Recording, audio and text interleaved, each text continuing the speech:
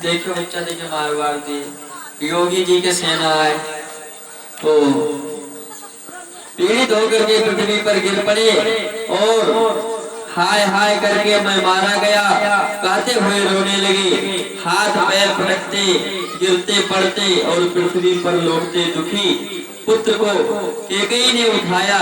भरत ने फिर पूछ ही लिया था कि माँ बड़े भाई राम कहीं दिखाई नहीं दे रहे हैं। और फिर उन्होंने पूछा कि राम लक्ष्मण और सीता भी इस समय कहाँ चले गए। कैकेयी ने भरत को अनेक अनेक बातों में उठा करके और आज से लेकर के अंत तक सारी बातें बता ही दी। सब कुछ सुन समझ करके भरत जी शोक से भर उठे, क्रोधित हो गए। उनका हृदय छिन्न भिन्न हो गया। शोक करुणा तथा घृणा से भर करके बोले, हाय तूने मुझे मार डाला। माँ से भरत जी कहते हैं कि माँ तूने मुझे जीते जी मार डाला। अरे अपने प्रियजनों के बिना मैं राज्य लेकर के क्या करूंगा।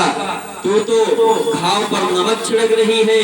तू इस कुल का विनाश करने के लिए काल बनकर आई थी। ये कथा है, लेकिन इसे हमें अपने जीवन में उतारना चाहिए। आप लोग सोचिए कि एक बाप के 4 पुत्र हो और वह पिता राजा हो या रंक हो, वह हमेशा कमाता है तो अपने कुटुंबियों के लिए, अपने परिवार के लिए, अपने पुत्र के लिए, अपनी पत्नी के लिए, बेटी के लिए। अब वह काम करता है, सारा दिन मेहनत करता है, लेकिन जब वो बूढ़े हो जाते हैं तो पुत्र या फिर पुत्र उनकी सेवा नहीं करते। आज के डेट में वृद्धाश्रम खोल रखे रुद्राचार्य जी महाराज, वहां पर जाइए कितनी बूढ़ी माताएं, कितने बूढ़ बुजुर्ग सब वहां पड़े, उनके भी संतानें हैं। वो चाहे तो उतना कमा सकते हैं जितना उनके बाप ने कमा करके उनका पालन पोषण किया। लेकिन इस कलयुग में क्या क्या नहीं देखने को मिलता कि माँ बाप अपना खून पसीना बहा करके अपने पुत्रों को पालते, अपने बच्चों को पालते हैं, लेकिन वही बच्चे जब अपने पैरों पर खड़े हो जाते हैं तो अपनी पत्नी को पालते हैं, अपने पुत्र को पालते हैं, लेकिन अपने माँ बाप की सेवा नहीं करना चाहते। आज कलयुग की स्थिति ये आ गई है। तो कैकेयी ने भरत को सब कुछ बता दिया। फिर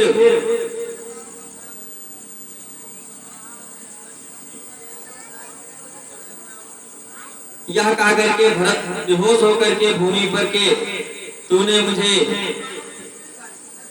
कुल का विनाश करने के लिए काल बनकर आई थी। और यह कहा करके भरत बेहोश होकर के भूमि पर गिर पड़े। उनकी आंखें क्रोध से लाल हो गईं और वस्त्र ढीले पड़ गए थे और सारे आभूषण टूट टूट करके बिखर गए थे। बहुत देर के बाद होश में आने पर जब भरत उठे तो उन्होंने पास में बैठे हुए मंत्रियों को कहा कि मैं राज्य नहीं चाहता, मैं राजा नहीं बनना चाहता हूँ, और ना मैंने कभी माता से इसके लिए बात ही की है, मुझे कुछ नहीं चाहिए। तो महाराज इसका तिलक करना चाहते हैं, मुझे इसकी भी जानकारी नहीं है। मंत्रियों ने कहा कि महाराज फिर किसका तिलक होगा, कौन राजा बनेगा, किसका राज्याभिषेक होगा। तो भरत जी ने कहा कि मुझे इसकी भी जानकारी नहीं है, मैं राम सीता और लक्ष्मण के मन जाने की बात से भी अपरिचित हूँ, क्योंकि उन्हें पता ही नहीं था। वो अपने नाना के घर पे थे भरत जी। तो सारी रात इसी तरह रोते बीती। फिर अगले दिन सुबह हुई। जब सुबह हुआ तो सुबह होने पर महर्षि वशिष्ठ ने भरत को समझाया और पिता के दाह संस्कार का आदेश दिया। महर्षि की आज्ञा पाकर के भरत जी ने पिता का विधि पूर्वक दाह संस्कार किया और सरयू तट पर दाह संस्कार करके सब लोग घर को लौटे और 10 दिनों तक भरत आदि भूमि पर ही सोते रहे। जिस प्रकार से राम वन में गए और जिस प्रकार से राम जमीन पर सोते थे, जिस प्रकार से राम भगवान संत के भेष में थे, उसी प्रकार से भरत भी अपना वेशभूषा और उसी प्रकार से नियम से जमीन पर सोते थे। तो फिर विधि पूर्वक राजा का श्राद्ध क्रम करके उस समय बहुत सा दान दिया गया और सारे कार्य पूर्ण हो जाने पर मंत्रियों ने भरत से राज सिंहासन संभालने के लिए कहा। तब भरत ने अभिषेक का सारा सामान की परिक्रमा की और कहा कि ये राज्य के स्वामी राम ही हैं। मैं उन्हें वन से लौटाने के लिए जाना चाहता हूँ। आप लोग मेरे वन जाने और राम को लौटा लाने की व्यवस्था करो। भरत जी जा रहे हैं राम को लाने। अब सारी व्यवस्था भी हो गई और भरत राम के पास वन में चल दिए और राम का पता लगाते लगाते भरत चित्रकूट पहुंच गए। इधर राम लक्ष्मण और सीता चित्रकूट पर्वत की शोभा देखते हुए मंदाकिनी नदी की जलधारा का आनंद लेते हुए राम सीता को पर्वत और नदी की महिमा बता रहे थे।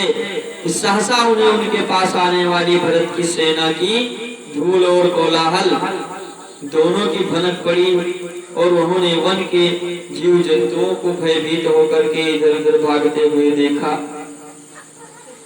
तो राम ने लक्ष्मण से इस सब का पता लगाने को कहा कि कैसी आवाज है, कैसे मन विचलित हो रहा है, क्या होने वाला है, ऐसी आवाजें आ रही हैं। तो राम की आज्ञा पाकर के लक्ष्मण ने साल वृक्ष पर चढ़ करके इधर उधर देखा और जांच पड़ताल की।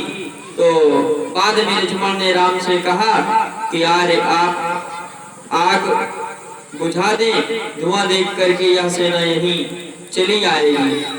लक्ष्मण जी समझ गए कि भरत आ रहा है और लक्ष्मण जी अपने आप में सोचने लगे कि भरत सेना के साथ आ रहा है, युद्ध करना चाहता है, हमसे लड़ना चाहता है और अनेकों अनेक बातें लक्ष्मण सोचने लगे।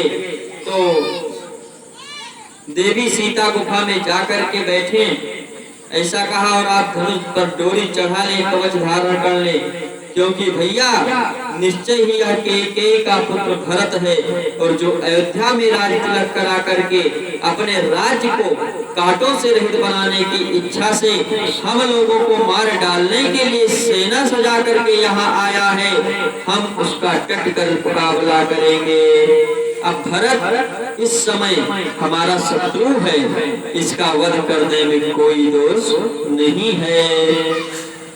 आज मैं इन सबका वध करके अपने मन की आग को शांत करूंगा।